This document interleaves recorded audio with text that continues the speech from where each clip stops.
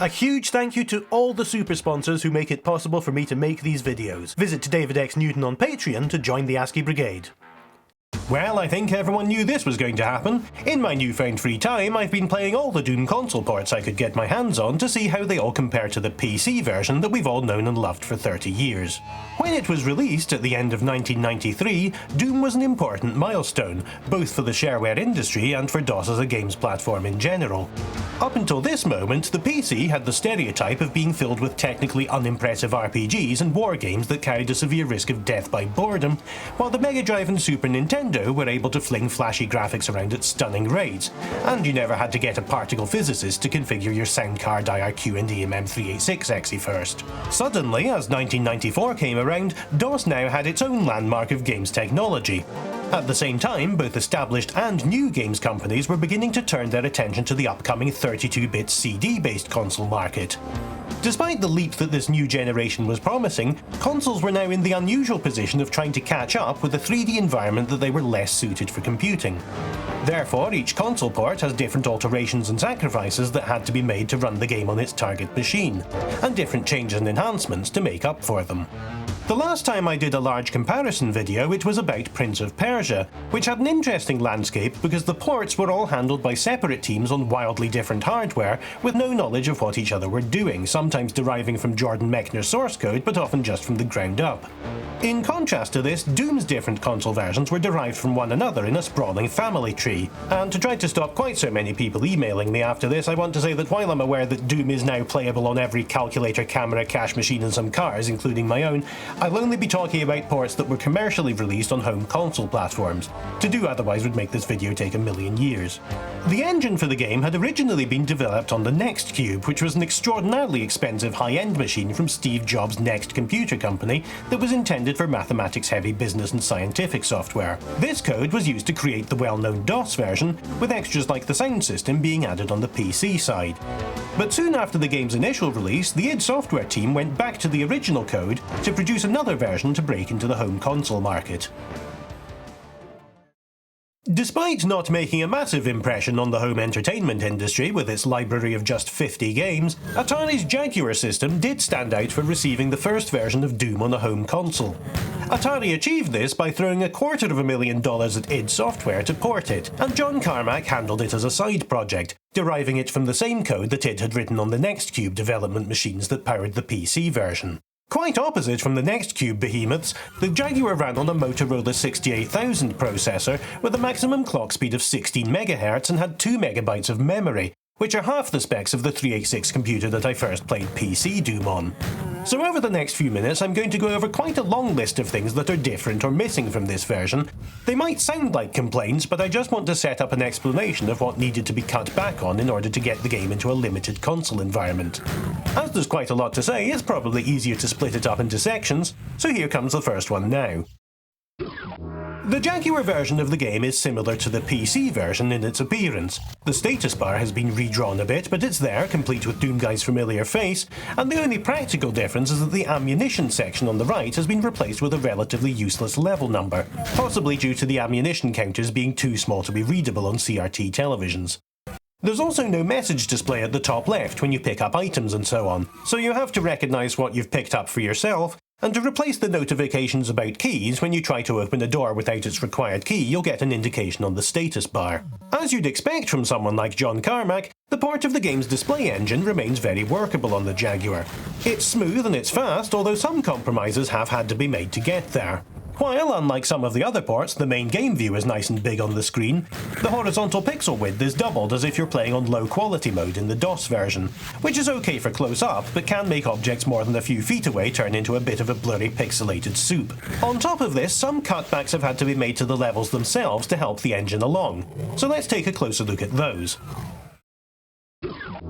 The initial, non-ultimate PC version of Doom was divided into 3 episodes of 9 levels each to make a total of 27. The Jaguar cartridge for Doom had a capacity of just 4 megabytes, necessitating some sacrifices, so this version of the game is made up of a single run of 24 maps, with no separation into selectable episodes. 22 of the maps come from the DOS version's initial library of 27, and they're joined by 2 new ones. The new maps are both replacement levels that use the same names as maps from the PC version. The names Tower of Babel and Hell Keep appear in the same place in the level order compared to the PC, but their contents are completely different from the equivalent DOS maps. The new Tower of Babel is a rather uninspiring arena map that seems to be building up to the Cyberdemon before it just suddenly ends, but Hellkeep is a significant improvement over the worst map in the original game. The final boss level Diz that nobody liked has also been replaced, but this time the replacement is the map from what would normally be the secret level for Episode 2, the Fortress of Mystery. This is a strange move to promote it to being the final level, but arguably an appropriate one, as the Fortress is also a map that everybody hates. The second and secret maps from Episode 3, Slough of Despair and Warrens, have also been retired and have no replacements, although definitions for these 2 missing levels without any corresponding map data are present in the game's code. Just like the map list has been cut down a bit, so have the levels themselves. It's noticeable right from the famous opening room of E1M1 that the architecture of the levels has been simplified, and some environmental objects have been removed. For example, the pillars on the sides of the stairs to the green armour are missing, and later on, Toxin Refinery's iconic donut walkway has been flattened into more of a pancake. Later on, when you reach larger maps, you'll find that big sections of them have been cut out, giving less of an opportunity to explore, but also less opportunity to get lost. Most consistently, all the traps where ceilings lower to form crushers have been removed from the maps or replaced with alternative sections. This might have been because they were too difficult to see coming due to the lower resolution, but that's just a guess on my part. In addition to the layout changes, the variety of the wall textures in all the levels has been culled to make the console load fewer textures into memory at the same time. The space station-like star textures are particularly noticeable as even more prevalent than they already were in the first episode, replacing many of the more varied tech-based textures that were available. And possibly to reintroduce some variety, some maps have completely different texture choices, like Phobos Lab, which has been transformed into a hellish castle. The limited palette of textures means that finding secrets suffers quite a lot, with some now being extremely obvious and some being totally impossible to find. Transparent mid-textures are also missing, and parts of the maps that use them to limit the player or monster movement, such as the central cage and military base, have been modified to serve that purpose without them. And while different sector-like levels are present, it seems that either they can't be changed dynamically during the level, or they just decided not to use that feature very much. This is most noticeable in the now neutered Blue Key ambush in the Toxin Refinery, and in the area in Phobos Lab, where the awful pitch-black strobing room at the end is just slightly poorly lit. There are a couple of pickups that don't appear in this version. The blur spheres, which give you partial invisibility, are gone, mostly just being replaced with soul spheres, and the light amplification goggles are gone as well, consistent with the lack of sector light level changes. In a subtly clever workaround to make the maps less intensive, the small health and armour bonuses now give you 2 points each instead of 1, therefore halving the number of them that need to be placed in the map. The weapons from the PC version are all present and work in much the same way that you would expect, though it feels like the plasma gun has been given a bit more punch with the trade-off of being slowed down a bit, possibly also to reduce the number of objects that the Jaguar needs to keep track of at a time. And some of the weapon pickups have been moved around. Most noticeably, it's possible to get the BFG 9000 a lot earlier than on DOS. It's hanging around in a secret area early in the second episode, whereas PC players have to wait until the third map of episode 3. Translating controls for a first-person 3D game to a console controller was always going to be a challenge, and I don't quite want to call the controls on the Jaguar a bad effort, but they're definitely not great either. As far as your main inputs go, the D-pad is used for forward and backward movement and turning, and the 3 face buttons are used for running, shooting and using. The controls are rather less responsive than the PC version, with a small but noticeable delay between you pressing or releasing a button and the action being performed on screen. Until you get used to it, this can make it very challenging to navigate through the maps, as once you've started turning, it's quite difficult to gauge when to stop. The Jaguar's infamous and bizarre combination between a controller and a touch-tone telephone definitely comes in useful for this port, as the numeric keypad provides enough buttons to select weapons directly instead of having to awkwardly cycle through them like in frankly all the other ports we're going to look at. There's even an auto map if you press the 9 button, which is rather simplified from the DOS version and looks like Doom Guy is carrying a much earlier Atari round to record his progress, but it's just about interpretable. However, even though the designers of the console found room for 12 buttons placed strategically miles away from the reach of the player's thumbs, they didn't think to include any shoulder buttons, and particularly after getting used to mouse and keyboard controls for Doom, the game really does cry out for dedicated buttons to strafe left and right. They've compromised by doubling up the use button as a strafe on control if you hold it down, and while it's not an ideal solution, it does at least make the game playable.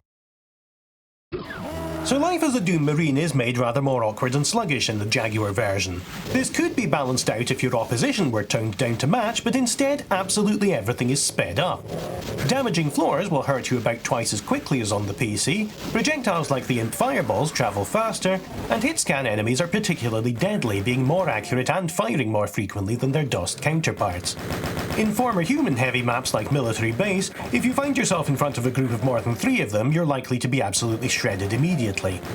Therefore, this is a much tougher and more frustrating game than in DOS, even on the wimpy difficulty level that I was playing on to explore the game. I haven't yet dared try it on Ultra Violence. The monster roster has also suffered some fairly major cuts. Disappointingly, both the Cyberdemon and Spider Mastermind bosses are absent from this port, a side effect of which is that there isn't a lot of separation or sense of progress between each section of the game, with no bosses or text intermissions separating stages. The Spectre enemy has also effectively been retired. It's still there in the map data, but the game displays it the same as a normal Pinky Demon, so you'll never tell the difference. There are also a couple of other curiosities with the monsters. They don't react to sound at all, and can only start chasing a player if they wander into the monster's line of sight. This can create some surprising ambushes that weren't there before because monsters were more eager to wander out and hunt the player down. The monster's deafness has consequences on a couple of maps such as Military Base, where normally a horde of them would teleport in. As activating them by sound wouldn't work, crossing the pentagram just opens a wall in front of you for them to pour out. Like the DOS version of the game, the Jaguar version supports 5 difficulty levels. The bottom 2 have just been renamed here, possibly just for reasons of space on the title screen, but they work the same as on the PC. The lowest I'm a Wimp difficulty gives double ammunition from all pickups in addition to using easy item placement. Meanwhile, at the top end of the scale, Nightmare works a bit differently. It's less of a joke difficulty than it was on the PC, as it doesn't have monsters respawning after they're dead. Instead, it's much like playing the original game on Ultra Violence with fast monsters enabled, which lets them move and fire at a much greater rate than they otherwise would. There's another thing you might have noticed is missing by now, and that's the background music. Apparently, due to the Jaguar using its mathematics coprocessor to play music, and it not quite having the time left to do that while it was shifting the graphics around at the level that Doom requires. Strangely, a fairly large portion of the soundtrack is instead played during the intermission screens instead of just having one between-level music. This isn't really a massive deal, but it can feel odd once you've cleared most of a level to be wandering around a Doom map in a reverent silence. The game doesn't feature any kind of manual saving or password system, but once a player has reached a map, they can then choose to start on that map next time from the main menu. One thing that is present, however, is multiplayer, and it even supports 2 types of it, with both cooperative and deathmatch play supporting 2 players through the console's JagLink peripheral. I can't say anything about its reliability, but in an ingenious touch, the manual preemptively blames any network desyncs on the inherent risk of playing a game that takes place in hell. Despite the enormous list of omissions and cutbacks I just went through, I don't think that the Jaguar version is necessarily a bad copy of Doom. It had to make some sacrifices, but it's more or less playable, and the spirit of the original DOS game is still there despite the unfortunate limitations. I wouldn't say that it was an absolutely terrible way for players who didn't have a PC to experience the game, in the same way that Prince of Persia on the Master System would be, for example. Even though this particular version of Doom was a step down from the original, it was regarded as solid enough for it to become the basis for multiple other console versions, one of which came out sooner afterwards than you might imagine possible. Having now done the heavy lifting of optimising the game and its maps to suit a console environment, the unstoppable code cyborg John Carmack went on to adapt the Jaguar Doom code to run on Sega's ill-fated add-on for their Genesis or Mega Drive, the 32X. The 2 ports run on much the same code, only separated by a toggle that can be switched to build certain sections of the game for the Atari or Sega machines. The child port actually beat its parent, the Jaguar version, to release by a week, because it was timed to coincide with the launch of the 32X itself on the 21st of November 1994. Perhaps as a result of the tight release date, this copy is noticeably inferior to the Jaguar port. While the engine is still fairly solid, its signature quality and attention to detail are somewhat lacking. To start with, the game is presented with a large unremovable border around the play area as if you're playing with a small screen size on the PC version. Combined with it using horizontal pixel doubling like on the Jaguar, this gives it a definition of just 128 by 144 pixels, which for context is less than the resolution of an original Game Boy. Even through the low resolution, the levels also somehow feel more bland than their Jaguar counterparts. I think this might be due to the game being displayed rather brighter than it was on the Jaguar, where either intentionally or by accident the relative darkness disguised some of the samey looking walls. That said, the 32X version seems a bit more willing to play with light levels than the Jaguar copy did. The pulsing room at the end of Phobos Lab is restored here, though thankfully it's made easier by the way that objects aren't affected by light. Space limitations on the 3MB 32X cartridge meant there were only room for 17 levels, and they haven't been chosen very judiciously. It feels like they just filled the cartridge with levels sequentially until there wasn't any more room, rather than picking and choosing them to give the best progression. As a result, absolutely no levels from the third episode are present at all, with the game stopping at the Jaguar's map 15 and treating the Fortress of Mystery final boss level as the 16th map. Oddly, the levels aren't given names at all in this version, simply being referred to by numbers on the intermission screens. The monsters are also victims of the space limitations. The reduced roster is the same as the Jaguar version, but on the 32X only the enemy's forward-facing sprites are included. Most of the time this is slightly less noticeable than you might think, although you might see enemies doing strange crab walks towards you at times, but the big consequence is that enemy infighting has been turned off. Enemies can still damage each other accidentally, but they won't turn around and retaliate against each other, as this would look very strange if they were forced to be facing you all the time. The BFG doesn't appear in map 11 like in the Jaguar version, and together with having no third episode levels, this makes the weapon completely absent from the game during normal play. Nevertheless, it's still listed in the manual, and is even fully functional if the cheat code is used to give the player all weapons and ammunition. I also noticed that this teleporter in Phobos Lab doesn't work, though later teleports in the game are still functional.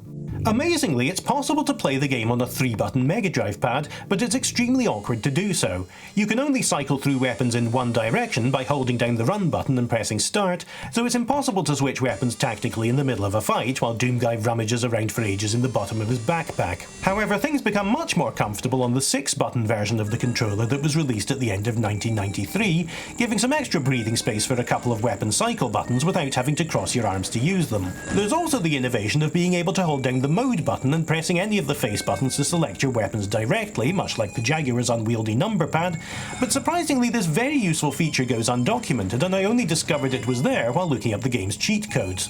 Unfortunately, dedicated strafe buttons still don't appear, leaving the same awkward method of holding down the open button to turn strafing on. Unlike the Jaguar version, the 32X port has music, but it will quickly make you wish it didn't. Even in my attempts to see the good in all of these ports, here I really am hard-pressed to describe it with a word more positive than atrocious. It sounds suspiciously like the MIDI files from the original game were translated directly over programmatically without a tidying up phase, or even much of a listening one. The standout moment being the wailing guitar from Phobos Anomaly, which is here replaced by a yowling alley cat where none of the pitch bends land anywhere close to their target.